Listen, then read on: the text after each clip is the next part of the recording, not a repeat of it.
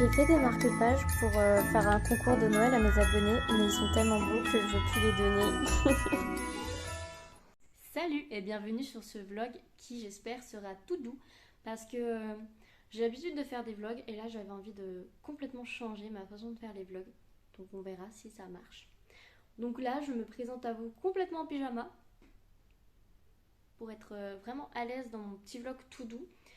Ce que je pense faire, je pense faire un petit vlog de 48 heures peut-être pour lire un roman et peut-être quelques mangas que j'ai à lire. J'ai plein de mangas à lire et j'ai envie de les écouler un petit peu parce que vraiment j'ai ma bibliothèque de mangas, elle est tellement bourrée à craquer que je ne peux plus en acheter tout simplement. Donc je voulais en lire un peu pour savoir s'il y en a que je garde ou si je garde pas. Et aussi, du coup, je voulais lire pendant ce vlog-là, c'est Frères d'enchantement de Siana. Donc c'est un service presse que l'auteur m'a envoyé sur ma petite Kindle. Et du coup, si j'ai bien compris, mais par contre les prénoms des personnages, je sais pas. Du coup, si j'ai bien compris, c'est Ansio et Juljaka, je ne sais pas. Je vous écris le nom ici parce que je ne sais pas du tout comment ça se prononce. Et du coup, ces deux meilleurs amis là, ils ont fait un pacte entre eux, ils ont un lien interdit, c'est un lien très très fort, je sais plus comment ça s'appelle parce que vraiment je viens juste de lire le résumé. C'est un lien télépathique qui est très très fort entre eux. Donc c'est interdit et très dangereux, sauf que leur amitié va complètement changer d'après le résumé. Je ne sais pas encore ce qui se passe, mais cet aspect-là m'a donné envie de lire le roman quand j'ai lu le résumé parce qu'il y avait cet aspect de amitié, fraternité qui devient rival, donc des meilleurs amis qui se considèrent comme des frères qui du jour au lendemain sont complètement rivales et se détestent apparemment. Donc nous avons Anzio qui est devenu un héros malgré lui et qui est plus du côté lumineux, le côté que tout le monde aime. Et nous avons Julka, Julka qui lui était un personnage qui est oublié, si j'ai bien compris. Donc il est plus du côté où il est oublié et qui veut montrer aux autres et à la société que ils sont pas tout puissants et que quand même ils ont des failles comme tout le monde. Et donc je pense que c'est à partir de ce moment-là où leur rivalité va commencer. Enfin bref, je ne sais pas du tout de quoi je vous parle parce que j'ai juste lu le résumé et ça m'a donné envie. Et vraiment c'est le côté magie, scientifique et fraternité, rivalité qui m'a donné envie de le lire. Donc je vais lire ça après. Surtout que j'ai vu que sur Livre Addict il avait une bonne note. Il a un 16,5, donc 16 sur 20, c'est pas mal. Donc voilà, ça me donne beaucoup beaucoup envie. Donc j'ai hâte de commencer ma lecture. Mais avant ça, parce que hier soir j'ai commencé un... Pendant que Victor était parti à la salle de sport, j'ai commencé un manga et je l'ai pas fini du coup parce que je suis pas le genre de personne qui lit très très vite des mangas. Vraiment, je lis très très lentement un manga, c'est aberrant. J'ai vu qu'il y avait des gens qui pouvaient lire un manga en moins de 30 minutes. Moi, je le lis en 1 heure et demie. Hein. Je savoure en fait. Enfin bref. Du coup, j'en suis à peu près à la moitié. Voilà. Et du coup, il s'agit de Fleur bleue et alors de Sigure Fuyushima peut-être. Fuyushima peut-être. De Anna Collection et du coup c'est l'histoire, par contre attendez j'ai oublié les noms des personnages, ah oui, c'est l'histoire de Hajime qui est il est homosexuel et il n'a jamais fait sa première fois et il rêve d'avoir une première fois toute douce, toute romantique avec un homme tout doux avec plein d'attention et tout ça, une première fois dont tout le monde rêve, là on est d'accord. Et du coup pour faire sa première fois ce qu'il va faire, et là c'est quelque chose que peu de gens font, il va appeler un service de prostitution pour pouvoir avoir sa première fois.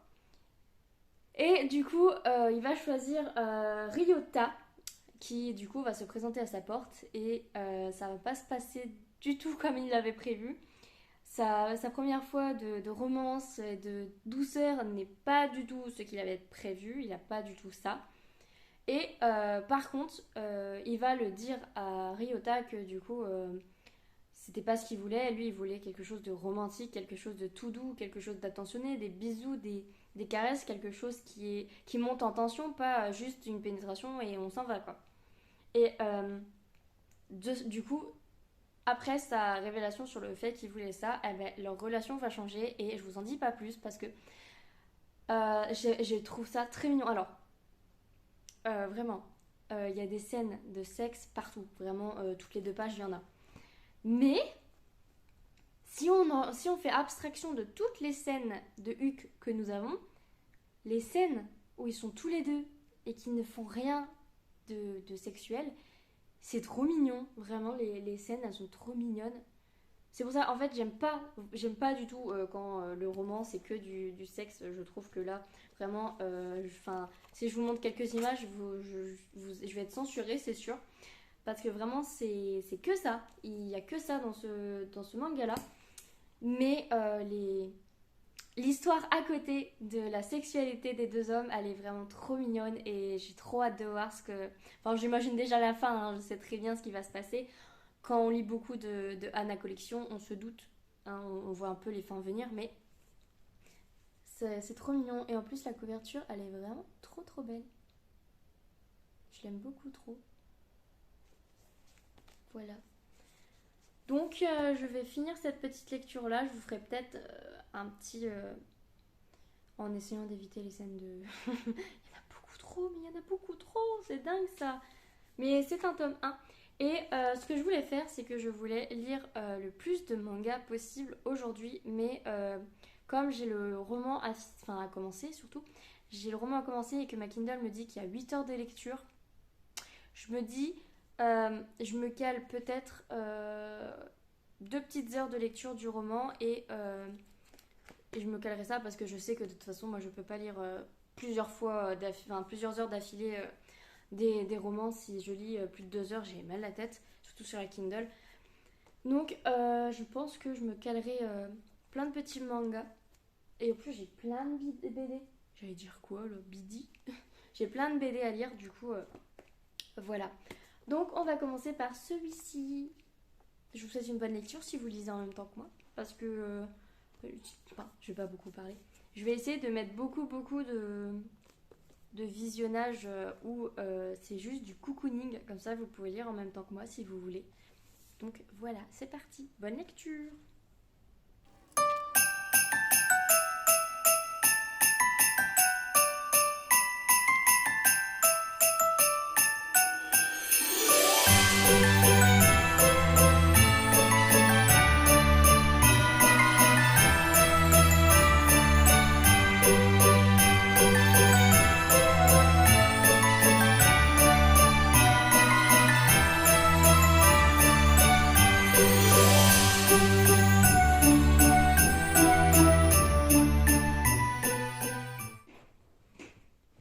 Du coup, je viens de finir Fleur Bleue.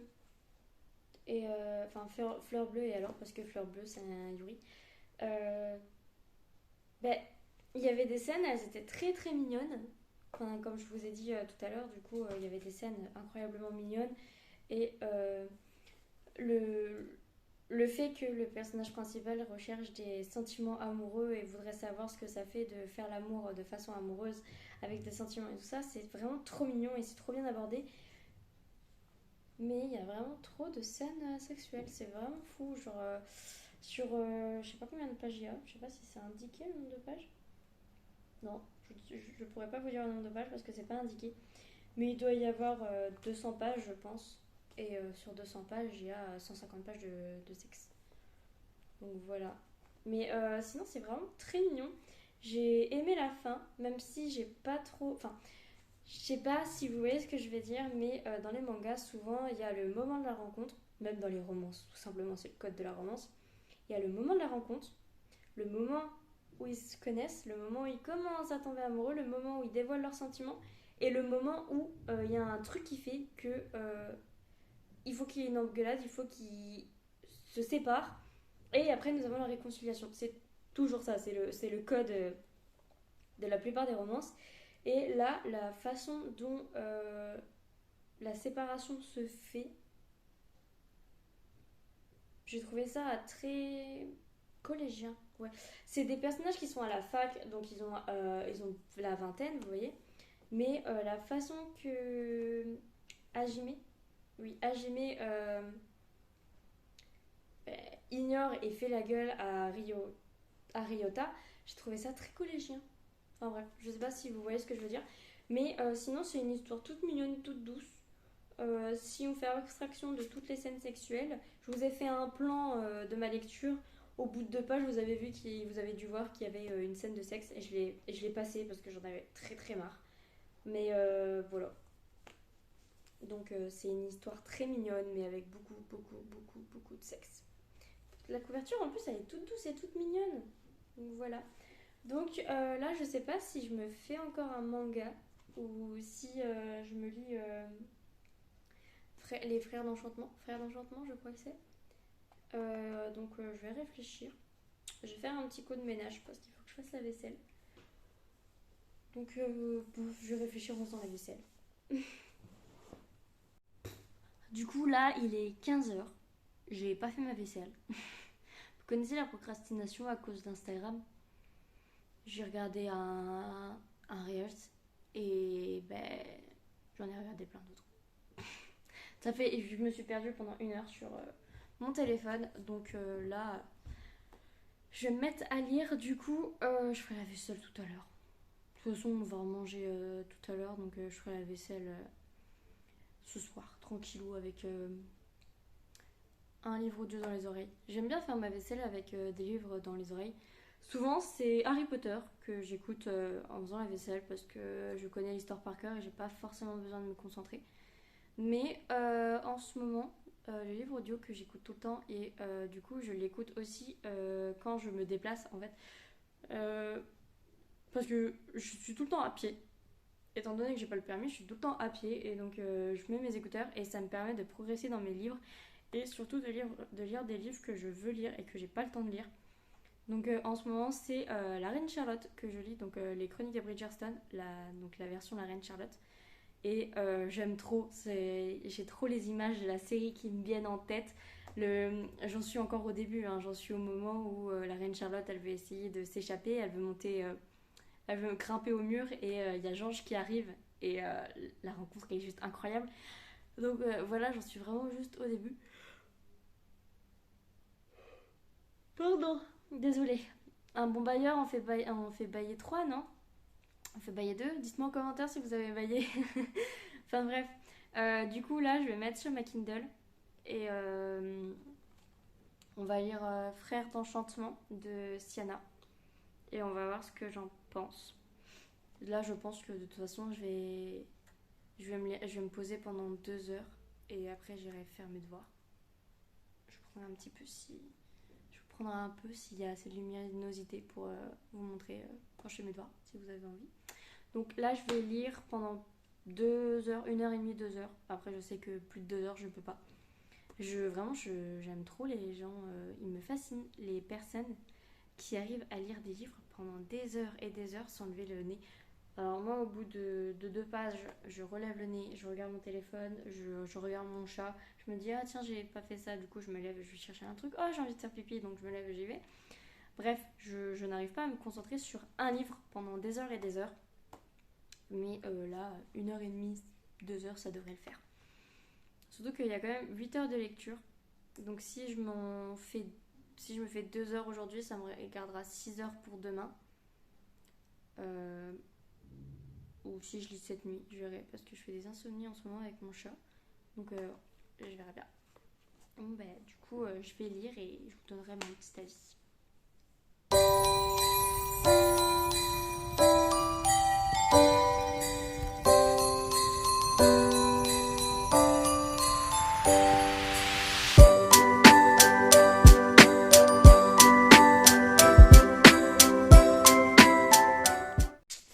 Bon, pour l'instant, j'en suis à 16% de ma lecture et j'ai très froid.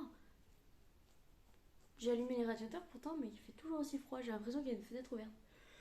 Bref, il neige dehors. Donc je sais pas si vous, il neige, mais nous, il fait moins quelque chose de degrés et il y a un peu de neige, mais elle fond directement dès qu'elle tombe au sol. C'est un peu dommage.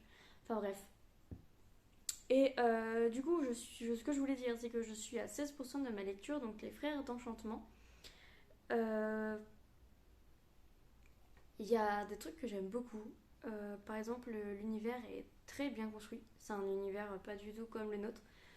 On a des scientifiques. Il y a une pierre de magie, si j'ai bien compris, une pierre bleue.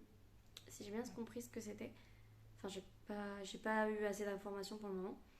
Et du coup, on a des petits retours dans le temps pour voir l'amitié des deux garçons. J'aime beaucoup les retours dans le temps parce que j'aime beaucoup être du point de vue de Juka. Juka Juka. Je ne sais pas. On va l'appeler K. Voilà. J'aime beaucoup être du point de vue de K, qui est le personnage qui est décrit comme un personnage paranoïaque. Et du coup, c'est pour ça que son meilleur ami, Ancio, Enicio, et je viens juste de lire le livre. Bref, les prénoms, c'est trop compliqué pour moi. Enfin bref, du coup, il devient paranoïaque et il veut montrer au monde que il est là et que eux ils sont aussi faibles que lui, enfin que lui il est plus fort et qu'eux ils sont faibles et qu'ils sont pas surhumains et qu'ils n'ont pas tous les pouvoirs. Et du coup, il fabrique des monstres, un ours, une menthe religieuse et l'autre je ne sais plus ce que c'est. Je crois qu'il y en a trois. Et du coup, c'est des monstres qui détruisent complètement la ville. Donc il y a beaucoup de morts, il y a beaucoup de destruction. De destruction, pardon. Et du coup, son meilleur ami qui est de la milice, je crois. C'est très dense et donc quand on est à 16%, on n'a pas tout encore compris. Et du coup, son ancien meilleur ami veut sa mort parce que c'est inadmissible le fait qu'il tue des gens. C'est très égoïste de sa part de vouloir montrer au monde qu'il est le tout-puissant, montrer qu'il a raison en tuant des gens avec des robots monstrueux en forme d'ours. Et de. Je crois que. Non, je ne sais. Il a failli revenir, mais je ne sais plus c'est quoi le troisième. Je suis désolée. Et du coup, c'est là où l'amitié s'arrête parce que il est obligé de tuer son ancien meilleur ami. Et donc, Enicio. Oh, j'ai un trou de mémoire sur son prénom. On va l'appeler E. Vous savez très bien que j'ai un problème avec les prénoms. Du coup, maintenant qu'il a tué son meilleur ami et vu qu'ils avaient un lien entre eux, un lien télépathique, eh ben, il ressent un énorme vide qu'il n'arrive pas à combler. Il le comble en essayant de manger beaucoup, beaucoup, mais c'est pas ça qui va lui combler le manque sûrement affectif et télépathique de son meilleur ami. Et du coup, il vit avec ce manque-là. J'aime beaucoup l'univers magique et très éloigné du nôtre. J'aime aussi beaucoup sa femme qui est scientifique et qui est trop bien. Vraiment, j'aime beaucoup. Elle est très intéressante. Elle est scientifique, donc elle fait des recherches sur les monstres de elle. Non, on l'avait dit K. Julka, là. Julka. Et du coup, j'aime beaucoup ça. Je suis désolée, c'est très brouillon parce que j'arrive pas à expliquer l'histoire. Mais par contre, il y a un truc que je supporte pas. Vraiment, ça m'énerve. C'est peut-être parce que c'est du point de vue du personnage, donc c'est je, mais j'ai trop l'impression que le personnage il est narcissique. C'est. Enfin, c'est mon impression à moi, hein. C'est peut-être parce que moi j'ai pas l'habitude de lire des points de vue personnels, et je suis plus sur les omniscients. Et là, d'être dans la tête du personnage, ça fait donc je pense à ça, nanana, je suis comme ça. En fait, il y a aussi le fait que les personnages, leurs prunelles, leurs yeux, la couleur de leurs yeux change en fonction de leurs émotions. Et du coup, ça le booste. Il se dit, en fait, quand ça change d'une couleur, lui, il se dit, ah ben elle est fière de moi. Elle me prend pour un héros. Ça fait un héros et ça fait du bien. Je comprends que ça fasse du bien. Je comprends.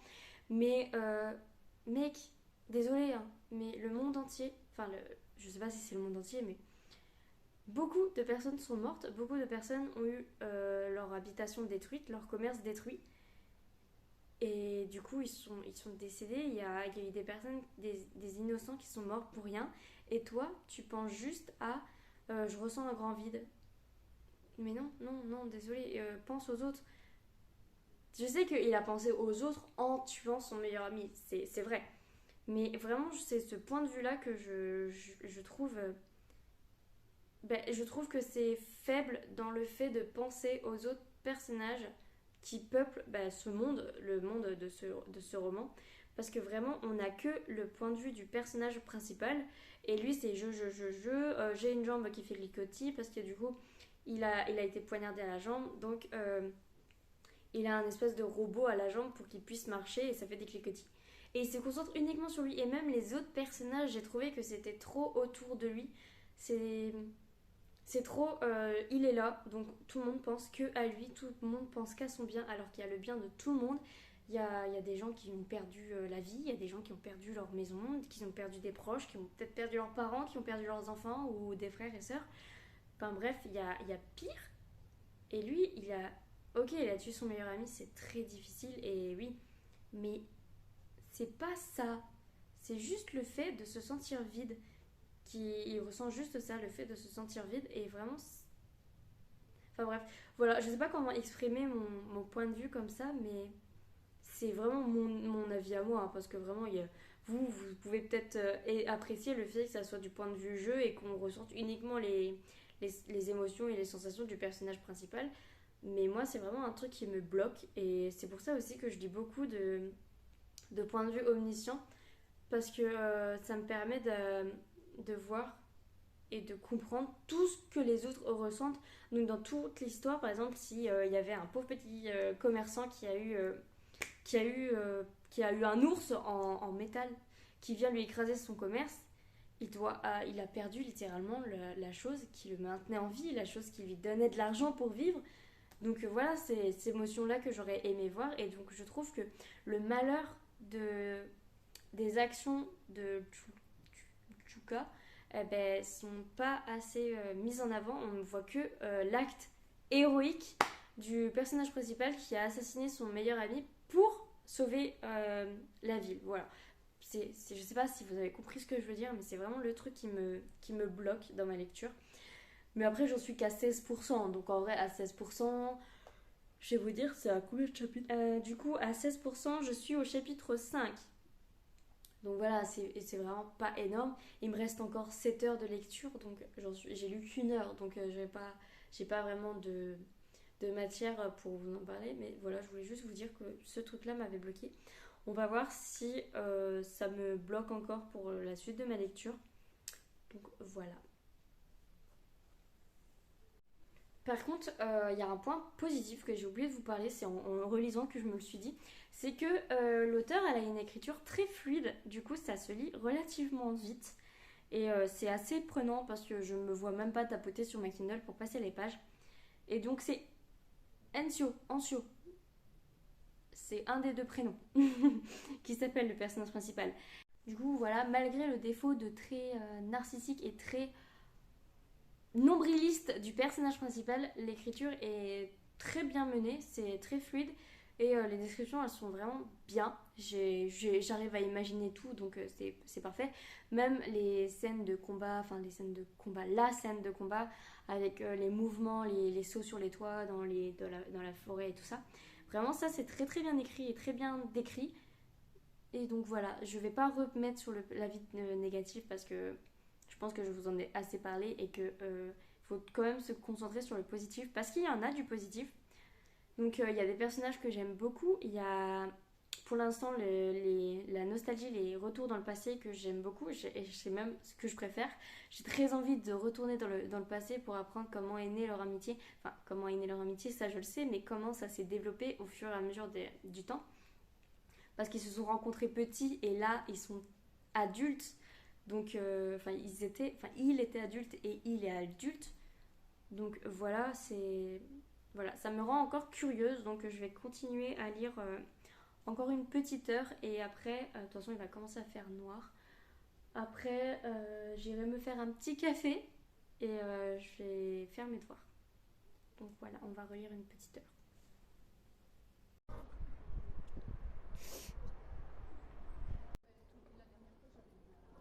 Alors aujourd'hui, nous sommes dans la salle de pause d'Aldi parce que en sortant de chez moi, j'ai reçu un colis.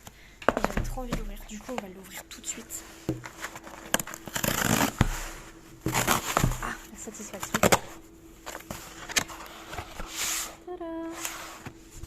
Mais qu'est-ce que c'est que ça? Le livre de Noël. Le dernier.